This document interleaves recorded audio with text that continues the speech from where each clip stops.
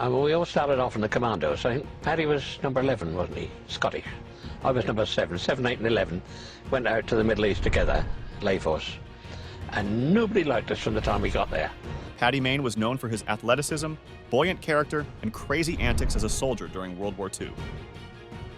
They wanted to disband us, or they wanted to take, not part of our glory, but they wanted to get rid of this small band of people which are doing so much damage to their pride because they hadn't been able to do it themselves. Join us as we look at the unknown Irish hitman whom Nazis feared the most. 1. Paddy Mayne SAS Commando silently infiltrated the German airbase. Lieutenant Colonel Robert Blair Mayne, better known as Paddy Mayne, was a British Army officer from Newtownards who played rugby for Ireland and the British and Irish Lions. He was also a lawyer, amateur boxer, and a founder member of the Special Air Service known as the SAS. During World War II, Mayne was one of the British Army's most decorated soldiers. The night of December 14, 1941, was very cold in the North African desert. The German and Italian airbase outside the village of Tamet was located halfway between Agheila and Tripoli in Libya. It was a crucial station on the southern Mediterranean coast, providing support to General Erwin Rommel's Afrika Corps and Field Marshal Albert Kesselring's Panzer Army Afrika. Tamet was a desirable target for Commonwealth forces. The base was closed for the night. Around 30 German and Italian airmen were eating, drinking, playing cards, and chatting in the wooden building that served as the officers' mess. Preoccupied as they were, the pilots were taken aback as the door cracked beneath the impact of a booted foot. The silhouette of a large soldier in British uniform with a submachine gun jammed against his right hip dominated the entrance. As he opened fire, screams of horror and anguish rang across the room. By the time the Tommy gun's 50-round drum was empty, the room was covered with blood and littered with dead and dying men. The enormous enemy soldier vanished almost as quickly as he emerged. He was Lieutenant Robert Blair Paddy Mayne of Britain's Special Air Service, and he wasn't done with Tamet. After Mayne and the 5 other members of his commando unit galloped into the Stygian darkness of the surrounding desert, the base's panicked, disoriented troops spent over an hour shooting at each other in the low light. The initial attack occurred at 2140 hours. Just after 2300 hours, Mayne and his men returned to the airstrip and began laying explosives on the German and Italian planes stationed along the base's perimeter. They also booby-trapped fuel, ammo, and telephone poles. Just before midnight, Tamet exploded in volcanic fury, pulverizing planes and igniting fuel and munitions. This critical Axis installation was temporarily rendered inoperable because of Paddy Mayne and his commandos' brilliant work. 2. Robert Blair Paddy Mayne early life. Mayne was born in Newtownards, County Down, Ireland, as the 6th of 7 children to a Protestant family. The Maynes were significant landowners who had various retail companies in town. Paddy was named after his second cousin, a British Army soldier who served in World War I. Mount Pleasant, the family residence, was situated in the hills above Newtownards, where Mayne attended the Regent House Grammar School. It was there that his rugby union aptitude was discovered, and he began playing for the school's first 15, as well as the local Ards RFC team at the age of 16. While at school, he also played cricket and golf, and demonstrated shooting ability in the rifle club. After graduating from high school, he attended Queen's University in Belfast to study law with the goal of becoming a solicitor. Mayne served as an officer cadet in the Queen's University, Belfast Contingent Officers Training Corps, while attending university. While at university, he began boxing and became the Irish University's heavyweight champion in August 1936. He then advanced to the final of the British University's heavyweight championship, but lost on points. The next year, with an 8 handicap, he won the Scrabo Golf Club President's Cup. Mayne earned his first full Ireland rugby cap in 1937 against Wales. After 5 more caps for Ireland as a lock forward, Mayne was chosen for the 1938 British Lions tour of South Africa. While the Lions lost the first test, a South African publication reported that Mayne was superb in a pack that bravely and unwaveringly faced the enormous challenge. He appeared in 17 of 20 provincial matches and all 3 tests. After returning from South Africa, he joined Malone RFC in Belfast. 3. Paddy the sportsman and solicitor. Paddy was an outstanding athlete and all-round sportsman, most notably representing Ireland and the British Lions in rugby. He was a complicated and intriguing character. He was a highly intelligent man who studied law and had an interest in literature. However, he was also troubled and unstable. Mayne's rowdy behavior, fueled by an excessive love of booze and an absurd sense of humor, could frequently escalate into violence. His exploits on the British Lions trip of South Africa in 1938 have become legendary. According to reports, he smashed up hotel rooms, brawled with dock workers while inebriated, freed a convict he had befriended, and dumped the bloodied carcass of an antelope on the floor of his hotel after a nocturnal hunting excursion. Honestly, not the sort of guy I would have as a friend in real life, but during a war, I guess guys like Paddy were appreciated. 4. Paddy Mayne British Lions Tour, 1938. While on tour with the Lions in South Africa in 1938, Mayne's rambunctious nature came to the fore, smashing up colleagues' hotel rooms, temporarily freeing a convict he had befriended, working on the construction of the Ellis Park Stadium, and sneaking out of a formal dinner to go antelope hunting. Mayne graduated from Queen's in early 1939 and joined George McLean and Company in Belfast after 5 years as an articled clerk at TCG Macintosh. Mayne received high praise during his 3 Ireland matches in 1939, with one report stating, "Mayne, whose quiet, almost ruthless efficiency is in direct contrast to O'Loughlin's exuberance, appears on the slow side, but he covers the ground at an extraordinary speed for a man of his build." There is no doubt that Mayne the athlete was appreciated. 5. Paddy Mayne military career from 1939. Mayne enlisted in the Royal Ulster Rifles in 1939, at the start of World War II, but his desire for adventure drove him to volunteer for the Commandos, Britain's new amphibious assault soldiers. Mayne's regiment, No. 11 Commando, arrived in the Middle East in 1941 and battled the Vichy French in Syria, where he distinguished himself during his first combat experience at the Battle of the Litani River. He received a mention in dispatches for capturing his targets and numerous detainees. 6. Paddy in the SAS. According to regimental lore, Mayne was recruited into the SAS from a prison cell where he was awaiting a court-martial for assaulting his commander. Whatever the truth of the narrative, Mayne proved to be an excellent addition to his new team. Following the SAS's disastrous initial operation in North Africa in November 1941, Mayne was the first to bring the organization much-needed success. Following the capture of David Stirling in January 1943, Mayne assumed command of the 1st SAS Regiment. He rose to the task, leading campaigns in Sicily, Italy, France, and Germany. Each of these included the SAS taking on challenging new duties. On July 10, 1943, Mayne commanded the unit, renamed Special Raiding Squadron, in an amphibious assault on an enemy clifftop gun installation at Capo Muro de Porco in Sicily. They followed up a few days later with a daring daylight attack on the port of Augusta. In September 1943, the SRS played an important role in a defensive operation at Termoli, Italy. The unit suffered serious casualties when an artillery fire struck a truck carrying troops. In 1944, the unit reverted to its old title of 1st SAS and participated in the Allied invasion of Europe. Between June and September 1944, it acted as a guerrilla unit, acting behind enemy lines with French resistance fighters known as the Maquis to disrupt transportation and industrial infrastructure, ambush German columns, and coordinate airstrikes. This campaign was characterized by greater ferocity.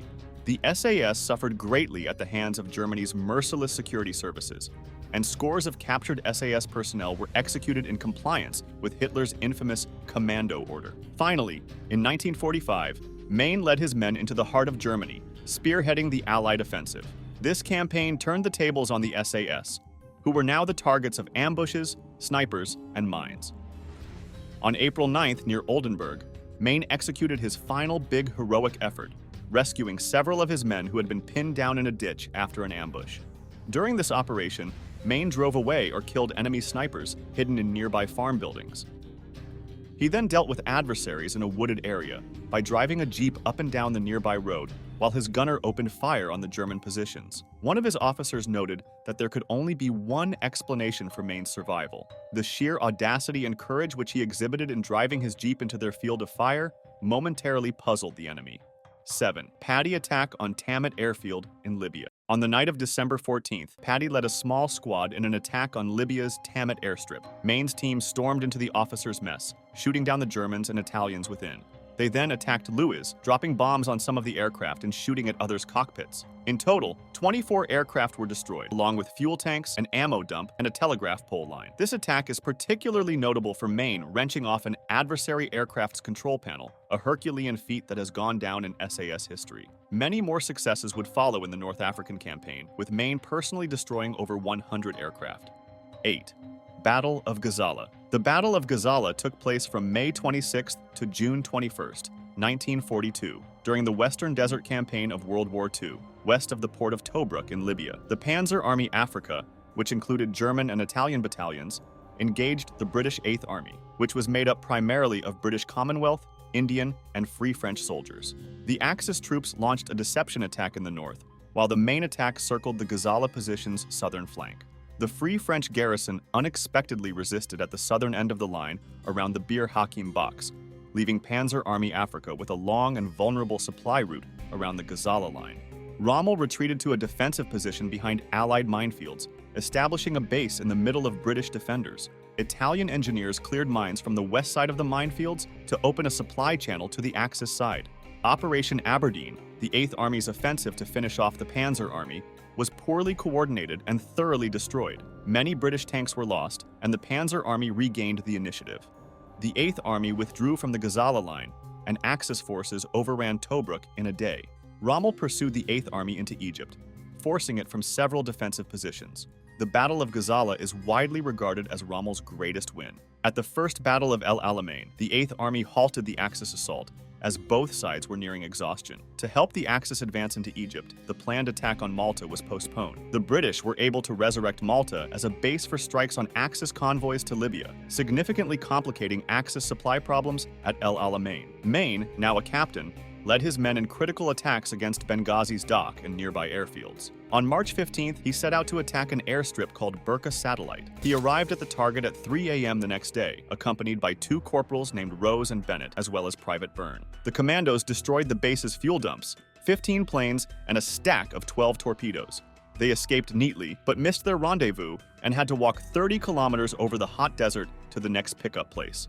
On May 26th, Rommel launched a devastating onslaught, seizing Tobruk, a long-standing Allied stronghold, and capturing 33,000 prisoners, including 5 generals, as well as a massive haul of tanks, artillery pieces, food, and medical supplies. By the end of June, the British 8th Army had been shoved all the way to El Alamein, across the Egyptian frontier, and was just 60 miles west of Alexandria. After inflicting an aerial hammering on the British at Malta, Kesselring thought the island was no longer a major danger and grounded his warplanes. The Royal Air Force took great advantage of the reprieve, sending significant quantities of pilots and Supermarine Spitfire fighter planes to Malta. With German supply lines being devastated by airplanes, Luftwaffe units were obliged to withdraw from Rommel's eastward offensive and resume targeting RAF airfields on the island. With Axis air forces dwindling, Mayne and Sterling concluded that strikes on German airfields were critical to further decreasing Rommel's valuable tactical air assistance. 9.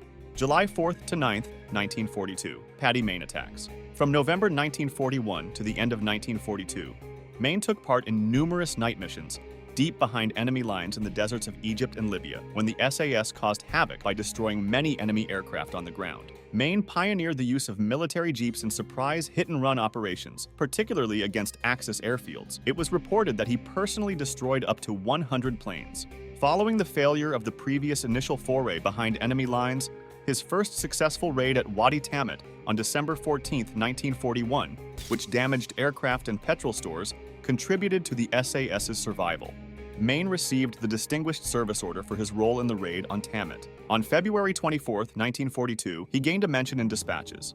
10. Raid on Sidi Hanish Airfield. The raid on Sidi Hanish Airfield was a military operation carried out on the night of July 26, 1942. During World War II's Western Desert Campaign, a British Special Air Service unit, led by Major David Sterling, attacked a German-held airport in Egypt.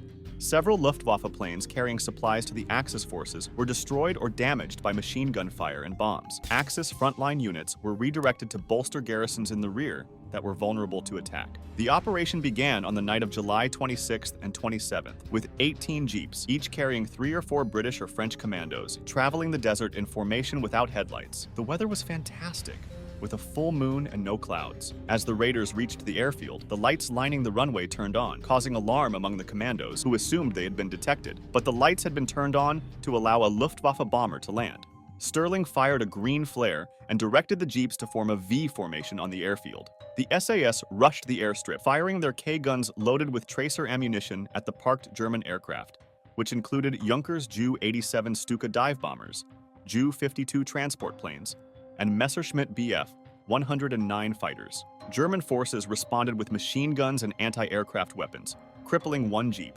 Lance Bombardier John Robson, a 21-year-old SAS trooper manning a machine gun, was shot and died as the only Allied casualty during the operation. After a final sweep for intact aircraft, the intruders depleted their ammunition and negotiated their way out. Paddy Mayne planted a bomb in the engine of a parked bomber before fleeing. The raiders destroyed or damaged approximately 40 Luftwaffe aircraft, with the SAS claiming 25 as it was usual to underreport Axis losses. 11. January 1944, Mayne was promoted to lieutenant.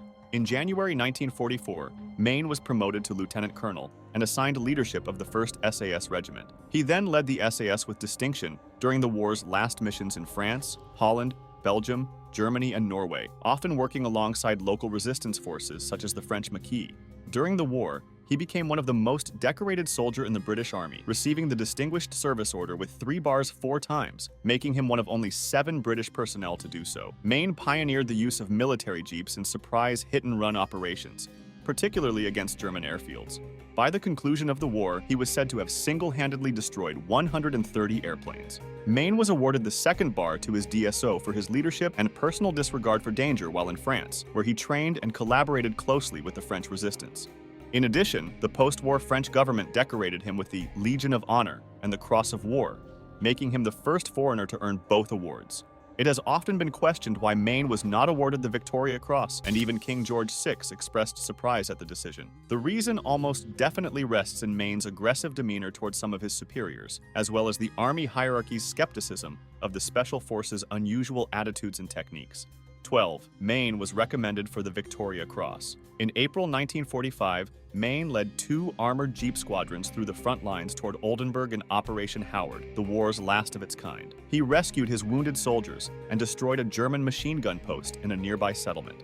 Field Marshal Bernard Montgomery, commander of the Allied 21st Army Group, authorized the citation, which recommended Mayne for the Victoria Cross. The success of his mission to clear a path for the 4th Canadian Armored Division and sow disorganization among the enemy was due to his brilliant military leadership and cool calculating courage, and a single act of bravery, which drove the enemy from a strongly held key village, thereby breaking the crust of the enemy defenses in the entire sector. However, as was customary at the time, the award was demoted to a lesser award, and Mayne earned a 3rd bar to the DSO.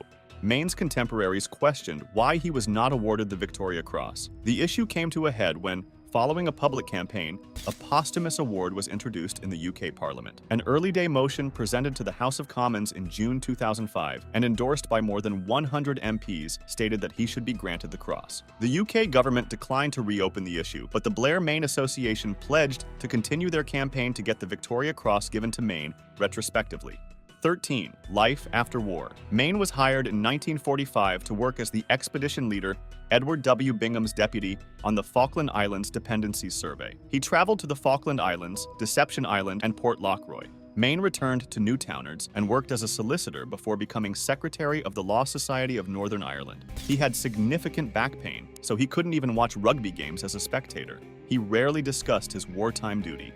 On the night of Tuesday, December 13, 1955, after attending a regular Friendship Lodge meeting, Mayne continued drinking with a Masonic buddy in the nearby town of Bangor before returning home early. At around 4 o'clock, he was discovered dead in his Riley Roadster on Mill Street in Newtownards, having crashed with a farmer's car. At his funeral, hundreds of mourners paid their respects and saw him be buried in a family spot in the town's old Movilla Abbey cemetery. After his death, an old school friend saved his Masonic jewel for many years before presenting it to Newtownards Borough Council and displaying it in the mayoral chamber of the council offices. Later, a road in town was named in his honor, and in 1997, a statue of him was unveiled outside the town hall. The feats Mayne's accomplished are extraordinary, especially the raid in Tamet. Which one was your favorite? Why don't you let us know in the comments below? Well, that's it for now. If you enjoyed this video, please give us a like and let us know in the comments what you think. Check out our other videos and subscribe to be part of the fun. Click on the notification icon so you can see our new videos as soon as they're uploaded. Thanks for watching and see you next time.